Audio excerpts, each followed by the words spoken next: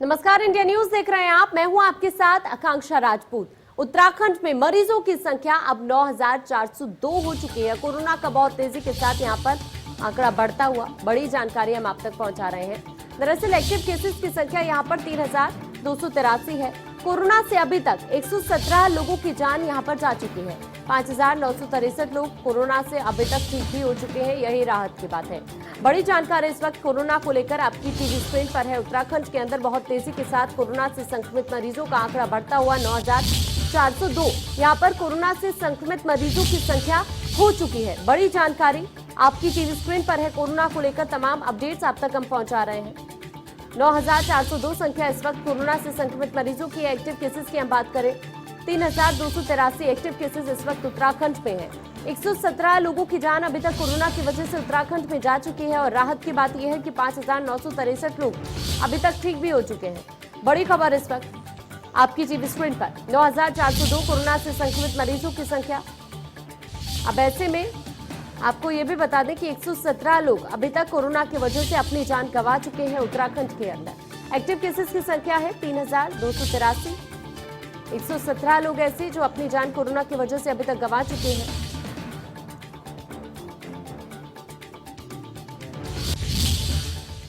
उधर assault rifle, artillery gun, radar, हल्की जैसी हेलीकॉप्टर, ये उन रक्षा उपकरणों की सूची है जो भारत कुछ महीने पहले एक दूसरे देशों से मांगता था। लेकिन रक्षा क्षेत्र में आत्मनिर्भरता की ओर एक मजबूत कदम बढ़ाते हुए भारत ने ऐसे 101 रक्षा सामानों की आयात पर रोक लगा दी है। इसका मतलब ये नहीं है कि हमारी सेना को अब ये उपकरण नहीं मिल पाएंगे, बल्कि भारत अब अपनी जरूरत के इन सामानों और हथियारों को खुद बनाएगा।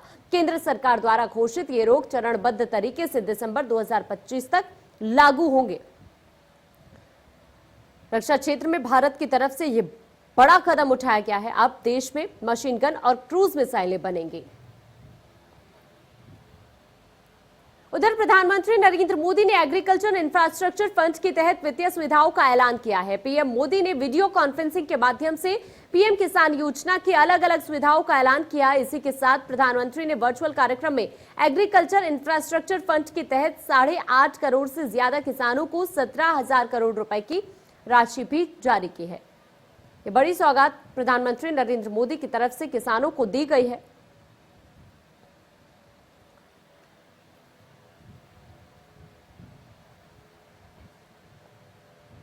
उत्तराखंड के सीएम त्रिवेंद्र सिंह रावत ने ट्वीट कर पीएम मोदी का आभार भी जताया है। पीएम मोदी ने किसानों के लिए छठी किस्त अदा की।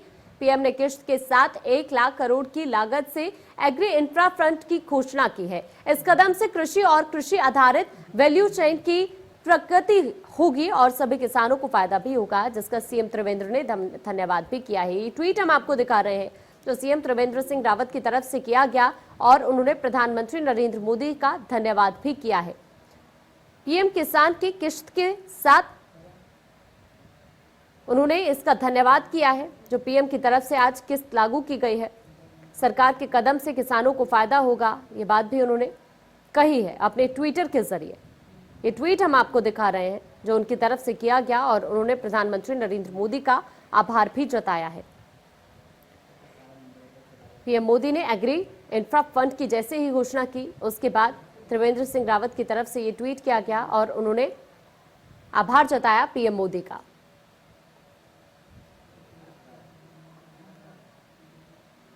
उधर मसूरी विधायक गणेश जोशी ने कांग्रेस पर हमला बोलते हुए कहा कि कांग्रेस मुद्दा विहीन हो चुकी है, जिसको लेकर लगातार सवाल कर रही है। उन्होंने कहा कि पीएम मोदी के नेतृत्व में बीजेपी द्वारा किए गए सभी वादों को पूरा कर दिया गया है। उन्होंने कहा कि राम जन्मभूमि निर्माण को लेकर कांग्रेस राजनीति कर रही है। उन्होंने कहा कि राहुल गांधी हमेशा राम मंदिर के खिलाफ रहे हैं। वहीं उनके पिता राजीव गांधी द्वारा वोट बैंक के लिए राम मंदिर के दरवाजे खुलवाए गए थे, परंतु राम मंदिर निर्माण को लेकर वो भी तैयार नहीं किया गया। उन्होंने कहा कि प्रधानमंत्री मोदी द्वारा 5 साल पुराना इतिहास समाप्त कर राम मंदिर के निर्माण को लेकर नींव रख दी गई है, जिससे कांग्रेस मुद्दा विहीन हो गई है, जिसको लेकर वो बेबुनियाद बयानबाजी कर रही है।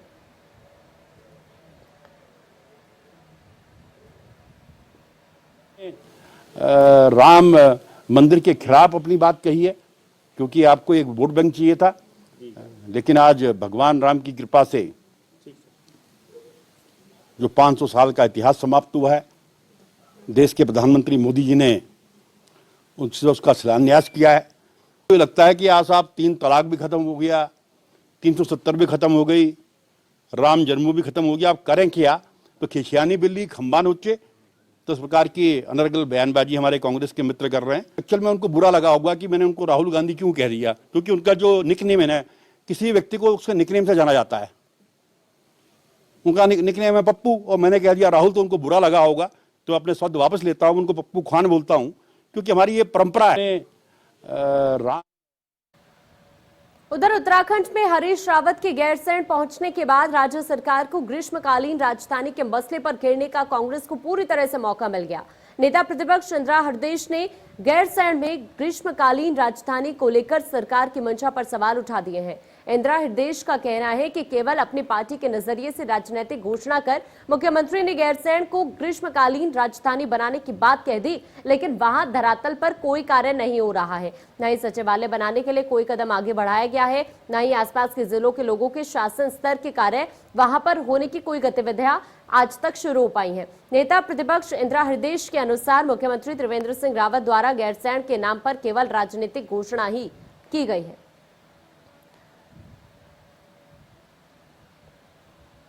भारत को स्वतंत्रता दिलाने के लिए तमाम छोटे बड़े आंदोलन किए गए। अंग्रेजी सत्ता को भारत की जमीन से उखाड़ फेंकने के लिए गांधी जी के नेतृत्व में जो अंतिम लड़ाई लड़ी गई, जिसने अगस्त क्रांति के नाम दिया गया, इस लड़ाई में गांधी जी ने करो या मरो का नारा देकर अंग्रेजों को देश से भगाने के लिए पूरे भारत के युवाओं से आह्वान किया था।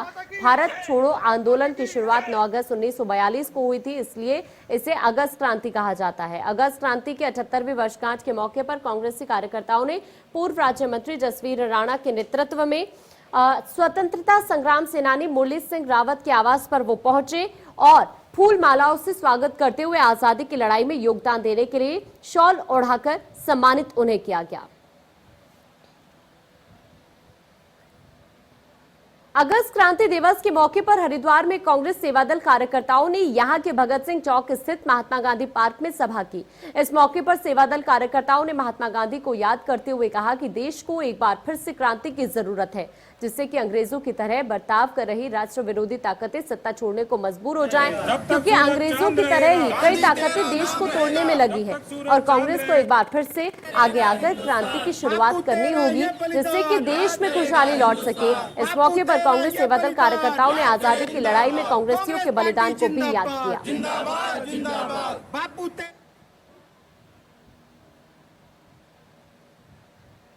वहीं बारिश के चलते हल्द्वानी और उसके आसपास के इलाकों में जनजीवन बुरी तरह से प्रभावित है। पहाड़ों में हुई तेज बारिश से नदी नालों और बरसाती नदियों का जलस्तर बढ़ गया है।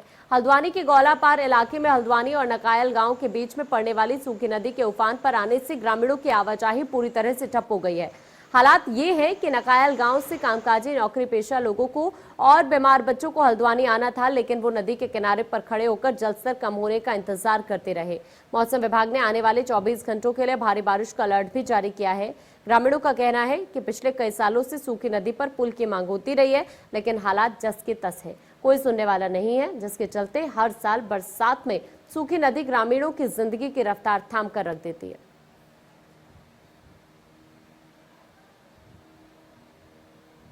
वहीं मसूरी में सुबह से हो रही तेज बारिश के कारण तापमान में भी भारी गिरावट दर्ज की गई है। जनजीवन अस्त व्यस्त हो गया है। मसूरी लाल बहादुर शास्त्री प्रशासनिक अकादमी रोड बालवाड़ी के पास एक बड़ा पेड़ गिरने से मार्ग बाधित हो गया। मसूरी देहरादून मार्ग और मसूरी केम्प्टी मार्ग पर कई भूस्खलन होने से लोगों को दिक्कतों का सामना करना पड़ रहा है। मौसम विभाग ने अगले 24 घंटों में ऊंचाई वाली पहाड़ी क्षेत्रों के साथ निचले इलाकों में बारिश का अलर्ट भी जारी कर दिया है।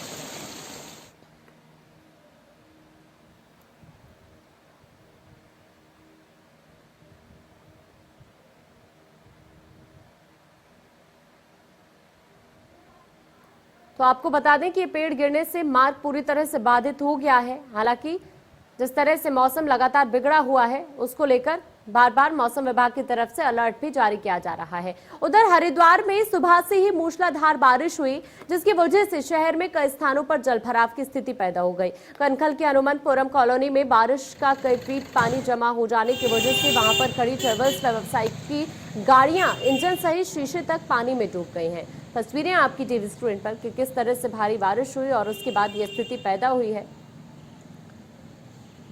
हालांकि लोगों को गर्मी से राहत जरूर मिली, लेकिन सड़कों पर कितना पानी भर गया है आपकी टीवी स्क्रीन पर है।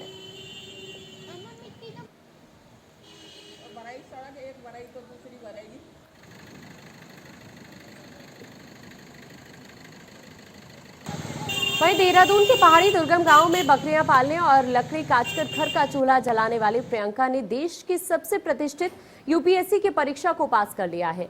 चमोली जिले के देवाल ब्लॉक के रामपुर गांव निवासी प्रियंका देवान एक मध्यम वर्गीय परिवार से है। प्रियंका के पिता गांव में ही किसानी करते हैं और मां गृहिणी है। प्रियंका बताती हैं कि परीक्षा पास करने के बाद जब उन्होंने ये खुशखबरी अपने माता पिता को देनी चाहिए तो गांव में कनेक्टिविटी की समस्या के चलते वो उनसे संपर्क ही नहीं कर पाए। गांव की स्थिति का इस बात से अंदाजा लगाया जा सकता है कि प्रियंका के पिता ने जब तीसरे दिन किसी ऊंची चोटी पर जाकर प्रियंका से संपर्क किया, तब जाकर आधी अधूरी बात ही वो प्रियंका से कर पाए। हालांकि तब भी उनके माता पिता को ये समझ ही नहीं आया कि ये कौन सी परीक्षा पास इसने की है, जिसके कारण लोग उन्हें बधाई दे रहे हैं। बमुश्किल अब उनको इस बारे में बताया गया है।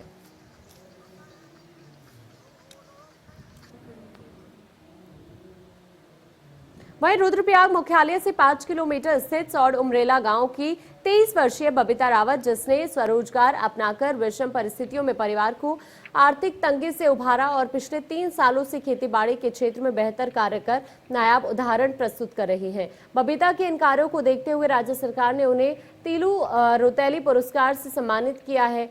तीलू रोतेली सम्मान मिलने पर बबीता के साथ ही पूरा जिला गौरवान्वित महसूस कर रहा है। आपको बता दें, सब्जी और मशरूम उत्पादन से अच्छा खासा मुनाफा कमा रही हैं। इस सीजन में बबीता ने मशरूम उत्पादन और सब्जी उत्पादन में करीब 1 लाख रुपए की कमाई भी की है, जबकि बबीता बताती हैं कि मशरूम की इतनी खपत है कि वो पूरी नहीं कर पाती।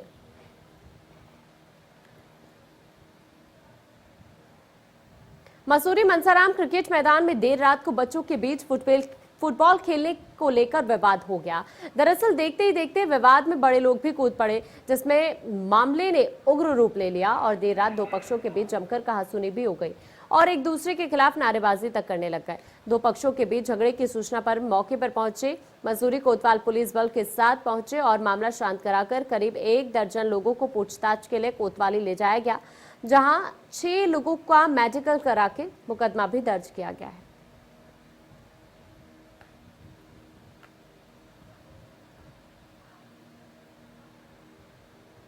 उधर रामनगर में कोरोना के संक्रमण के चलते बंद बाजार को खोलने के लिए व्यापारी और प्रशासन आमने सामने आ गए हैं। व्यापारियों ने सोमवार को बाजार खोलने का ऐलान तक कर दिया है। आपको बता दें कि कोरोना केस सामने आने के बाद 25 जुलाई को बाजार की ज्वाला लाइन और 3 अगस्त को पूरा बाजार बंद कर दिया गया था और व्यापारियों को क्वारंटीन कर दिया गया था। बाजार पूर्ण रूप से बंद होने से व्यापारियों का पूरा व्यापार बंद हो गया है और व्यापारियों के सामने रोजी रोटी का संकट खड़ा हो गया है। अब व्यापारियों ने ऐलान कर दिया कि सोमवार से पहले या तो प्रशासन बाजार खोलने का आदेश जारी कर दे, नहीं तो व्यापारी सोमवार से खुद ही बाजार खोल देंगे। प्रशासन का कहना है कि पॉजिटिव केस आने की वजह से बाजार को माइक्रो कंटेनमेंट जोन घोषित किया गया था और उसी के क्रम में कार्रवाई की जाएगी। हमारा निर्णय यह है कि यदि प्रशासन हमारे साथ हमसे सहयोग चाहता है और हमको सहयोग करना चाहता है तो कल तक उचित निर्णय ले ले, नहीं तो सोमवार सुबह से बाजार खुल जाएगा। देखिए, बाजार बंदी की जहाँ तक बात है, अभी व्यापारियों को एक शिष्टमंडल आया था, जिसमें व्यापार मंडल अध्यक्ष माननीय पूर्व विधायक जी, बाकी लोग भी उपस्थित थे।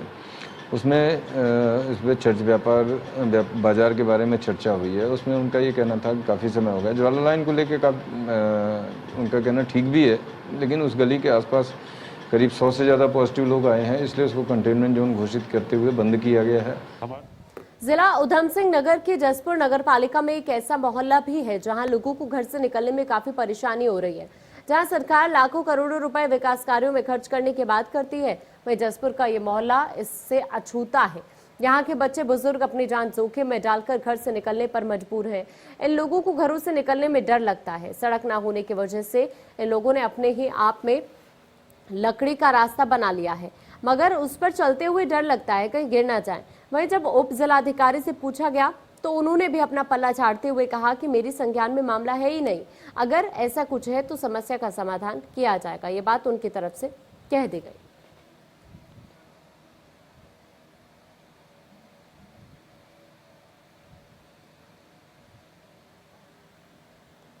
उधर रुड़की शहर के करीब बसे एक गांव का दरअसल मामला सामने आया है, जहां तालाब में मगरमच्छ है, जहरीले सांप और बिच्छुओं का बसेरा है।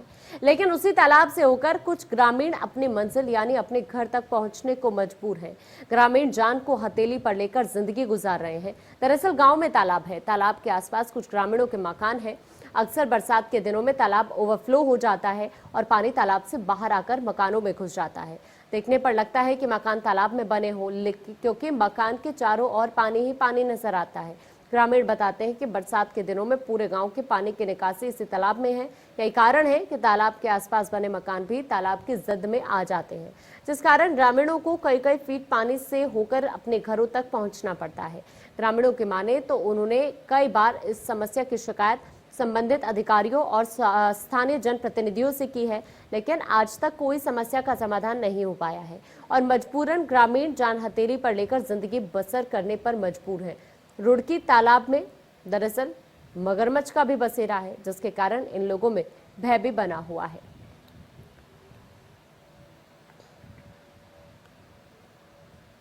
उधर रुड़की की धनौरी पुलिस ने हत्या के मामले में फरार चल रहे एक अभियुक्त को तेलीवाला तिराहा धनौरी से गिरफ्तार करने में सफलता हासिल की। घटना के खुलासे को लेकर एसएसपी हरिद्वार के निर्देश पर थाना अध्यक्ष कलियर के नेतृत्व में पुलिस टीम का गठन किया गया। तभी से पुलिस फरार अभियुक्त की तलाश कर रही थी। 6 अगस्त को कलियर क्षेत्र अंतर्गत नहर में अज्ञात महिला का शव बरामद हुआ था, जिसकी शिनाख्त ममतेश और फ्रेखा निवासी गढ़ के रूप में हुई। इसके बाद पुलिस ने अभियुक्त नदीम को कलियर के धनौरी तिराहे से गिरफ्तार कर लिया। बताया जा रहा है कि आरोपी ने शादी न करने के चक्कर में महिला की हत्या की थी।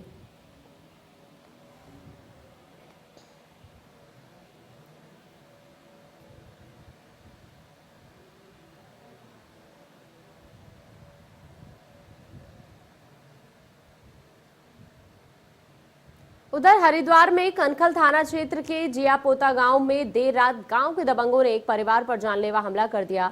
घर में घुसे करीब दर्जन भर दबंगों ने सौंप रहे परिजनों पर लाठियां बरसानी शुरू कर दी। हमलावरों ने औरतों और बच्चों को भी नहीं बख्शा। दबंगों के हमले से परिवार के कई सदस्य गंभीर रूप से घायल हुए हैं। बताया जा रहा है कि पीड़ित परिवार ने घर के बाहर लगने वाली चाउमीन की ठेली पर दबंगों को शराब पीने से मना किया था, जिस पर गुस्साए बेखौफ दबंग परिवार पर कहर बनकर टूट पड़े। सूचना पाकर पुलिस मौके पर पहुंची और स्थिति को काबू में किया।